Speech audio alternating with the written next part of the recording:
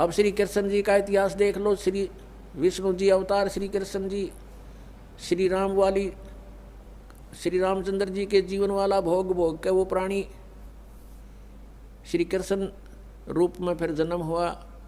सारा जीवन दुखी रहा श्री कृष्ण, सारा जीवन जेल में जन्म हुआ, माता पिता कैद में, कभी मामा शत्रु हो गया, कभी पूतना मारने जा रही है, कभी केसी, कभी तानौर शत्रु हो गया, कभी जरासेंग लड़ने को आ रहा है, कभी शिशुपाल से युद्ध हो रहा है, कवासुनी हो रही है, और कभी फिर काल्यवन आ रहा है। इस दुख में श्री कृष्ण जी ने मथुरा का त्याग कर दिया और ऐसे स्थान पर रहने लगे जहाँ कोई ना पहुँच सके। समझदार व्यक्ति यही सोचते हैं राड से बाढ़ अच्छी होती है, झगड़े से बचाव अच्छा होता है। श्री कृष्ण जी उन सबको भी मार सकते थे, क्योंकि वो त्रिलोक के में एक विभागीय मंत्री है, विशेष शक्ति होती है प्राणी में, वो उनके अंदर शक्ति थी। लेकिन यही सोचा था कि किस किस ने मारूं, या तो सबकी बुद्धि भ्रष्ट। तो श्री कृष्ण जी ने द्वारका बनाई। समुद्र के बीच में एक टापू था जिसका केवल एक गेट था, द्वारिका, एक द्वार की नगरी। और ये सोच करके वहाँ यदि इतनी दूर, पहले तो कोई आवेगा नहीं, ऐसे स्थान पर जा रहे हम, और वहाँ कोई आवेगा युद्ध करने, तो हम एक ही तरफ से उसका सामना कर सकते हैं, इसलिए एक गेट था उसका, और बाकी 3 समुद्र था 3 तरफ। तो वहाँ श्री कृष्ण जी चले गए, अपना अधिकतर सारा ही जीवन वहाँ व्यतीत किया।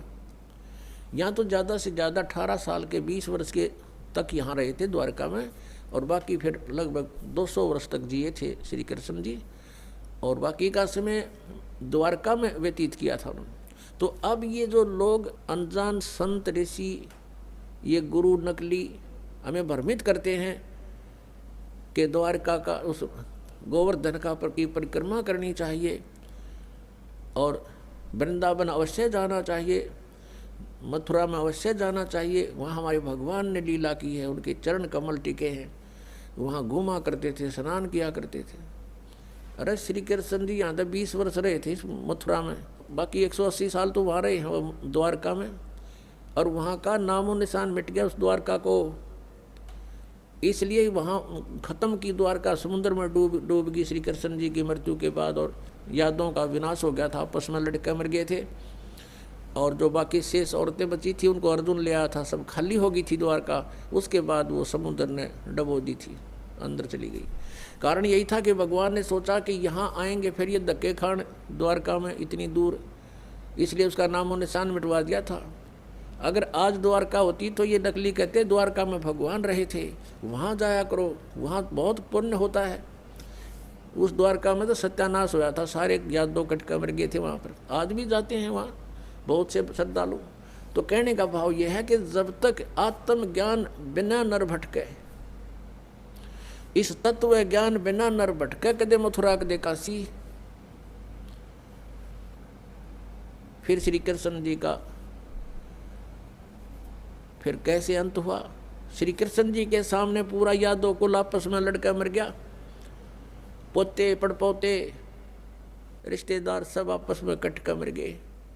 और वो सारा सांग देख कर, वो सारा अनर्थ देख कर जब श्री कृष्ण जी की मृत्यु हुई, एक परिवार के सामने एक आधे की मृत्यु हो जाती है, उसका कलेजा फट जाता है, रो रो कर पागल हो जाता है इंसान।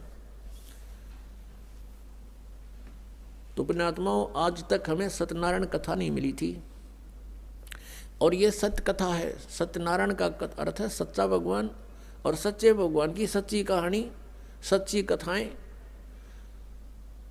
तो प्रसंग चल रहा है कि परमात्मा ने बताया कि तुम जब तक जन्म और मृत्यु के अंदर हो, सुख नहीं हो सकता, शांति नहीं हो सकती।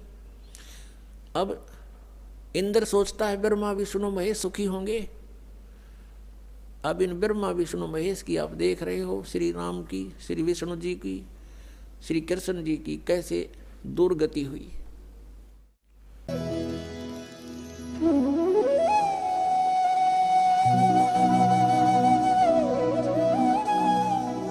अगर आप ये वीडियो YouTube पर देख रहे हैं तो हमारे चैनल को सब्सक्राइब करें और बेल आइकन को दबाना ना भूलें। अगर आप Facebook पर ये वीडियो देख रहे हैं तो हमारे पेज को लाइक करें।